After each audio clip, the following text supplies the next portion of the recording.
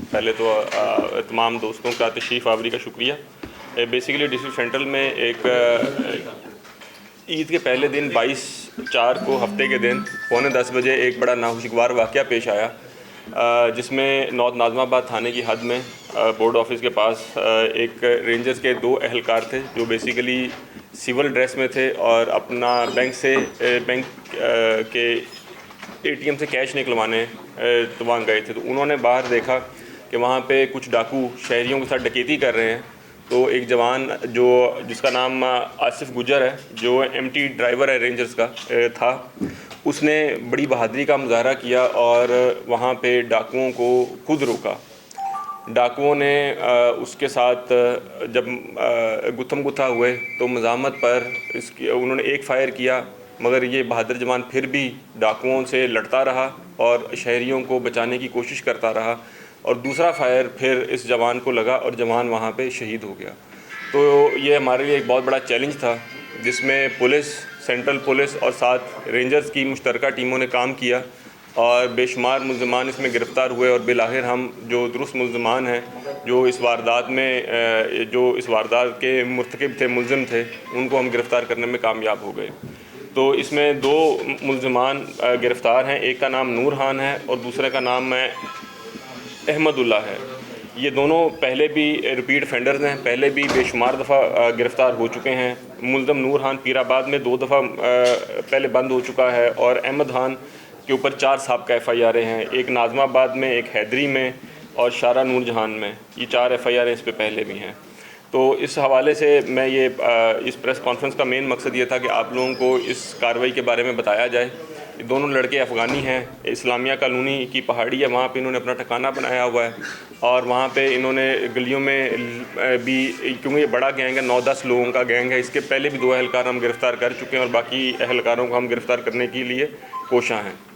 देखें, इसमें जहाँ तक आपने डिस्ट्रिक्ट सेंट्रल की बात की है, तो सेंट्रल में क्राइम रहा है, मगर हमारी कार्रवाइयाँ भी भरपूर जारी रही हैं। इस साल अगर आप देखें तो हमारे पास 10 मर्डर ड्यूरिंग रॉबरी की FIR हुई, जिसमें 9 जो हैं हमने डिटेक्ट कर ली और 9 में गिरफ़्तारियाँ हो चुकी हैं। जहाँ तक गुटके और मंशियात की बात है तो हमने बहुत ज़्यादा, अगर आप देखें तो सबसे ज़्यादा कराची में कार्रवाइयाँ पिछले 1.5 महीने में डिस्ट्रिक्ट सेंट्रल में हुई हैं और उसमें हर इलाके में हमारी ये कार्रवाइयाँ जारी की गई हैं। अगर कोई करप्शन का एलिमेंट है, आप कंप्लेनेंट दें। ASPs हमारे बहुत अच्छा काम कर रहे हैं, दोनों ASPs, तो हम इसकी भरपूर इंक्वायरी करेंगे, जो मुलव्वस है उसको पूरी सज़ा दी जाएगी। जी बिल्कुल, काफ़ी सारे हमने मुल्ज़िमान गिरफ़्तार किए हैं। एग्जैक्ट फिगर तो मौजूद नहीं, मगर जो हमारी बड़ी बड़ी कार्रवाई है वो हम आपको बता सकते हैं। मिसाल के तौर पे परसों रात एक वाक़या NKIA की हद में पेश आया, जिसके अंदर हमने 2 मुल्ज़िमान गिरफ़्तार किए, जिसमें 3 लोग ज़ख्मी हुए थे। दोनों मुल्ज़िमान हमने विदिन नो टाइम गिरफ़्तार कर लिए। फिर उसके अलावा एक 18 अप्रैल को हमने एक और गैंग बस्ट किया था, जो कि बेसिकली एक एंटी इंक्रोचमेंट पुलिस का एहलकार था, जो इसी तरह डकैती मज़ामत पे शहीद हुआ था, तो वो हमने गिरफ़्तार किया। और इसके अलावा हमने बेशुमार मुल्ज़िमान गिरफ़्तार किए हैं और एग्जैक्ट फिगर मैं आपसे इसके बाद शेयर कर सकता हूँ। जी बिल्कुल, इसमें इस पार्टी के लिए हमने इनाम का ऐलान भी किया है और इसके अलावा जो बहादुर नौजवान है रेंजर्स का शहीद नौजवान, उसके लिए एडिशनल IG कराची उनकी फ़ैमिली को भी विज़िट करेंगे और साथ में उसके लिए पोस्टमार्टम कमेंडेशन सर्टिफिकेट का भी उसको जारी करेंगे। देखें, इसमें तफ्तीश का पहलू भी है और इसमें बहुत से और इश्यूज़ भी हैं कि हमारा लीगल सिस्टम बड़ा लेंथी है। जब तक एविडेंस नहीं आएगी तब तक सज़ा नहीं होती और जब तक प्राइवेट मुद्दई खुद आगे कोर्ट में गवाही ना दे, आइडेंटिफिकेशन परेड ना करे, तब तक सज़ा कोर्ट नहीं देती।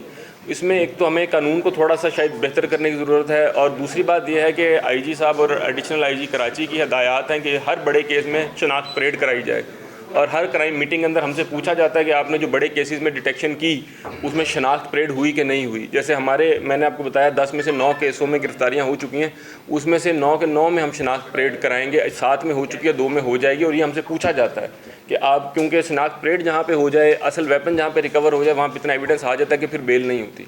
जी बिल्कुल, इसमें काफ़ी तकरीबन गालिबन 15 लोगों की टारगेट लिस्ट बनी है, जिसके ऊपर हमने SP जहांदाद की उसमें सरबराही में टीम बनाई हुई है, जो उन पर इसके बाद भी रेड्स करती रहेगी। देखिए, सब ये 2 मुल्ज़िमान अफ़गानी हैं, इनके अंदर मुकामी लोग भी हैं, एक मिक्स्ड गैंग है, क्योंकि क्राइम का कोई, अब देखें, कोई वो नहीं होता, कोई ज़ात नहीं है, कोई इसकी कौमियत नहीं है क्राइम की, क्रिमिनल इज़ क्रिमिनल, तो इसमें सब शामिल हैं। मगर इसके ऊपर हमारे पास जो लिस्ट है वो जामे लिस्ट तैयार होगी इस गैंग के ऊपर, और इंशाल्लाह इसमें मज़ीद कार्रवाइयाँ भी करें। जी बिल्कुल, इसमें दो बातें हैं। एक तो जो इस तरह के क्राइम में मुलव्वस हैं उनके खिलाफ ऑलरेडी इंक्वायरी चल रही है, रिपोर्ट्स हैं, आपके नॉलेज में है। इसके अलावा SHO को कहा है कि हम जिस बंदे को थाने में 5 या 6 साल से ज़्यादा टाइम हो गया तो उनकी लिस्टें प्रिपेयर कर रहे हैं ताकि इनको थोड़ा सा स्विच किया जाए, तो स्विच करने से मुझे उम्मीद है कि इससे फ़र्क पड़ेगा। जी बिल्कुल, इसमें तकरीबन 7 FIR दर्ज हो चुकी हैं और 63 लोग हमने गिरफ़्तार किए और उनके ऊपर मज़ीद कार्रवाइयाँ जारी हैं। इसमें मज़ीद लोगों के नाम भी आए हैं, मज़ीद गिरफ़्तारियाँ भी हो सकती हैं। Okay, thank you.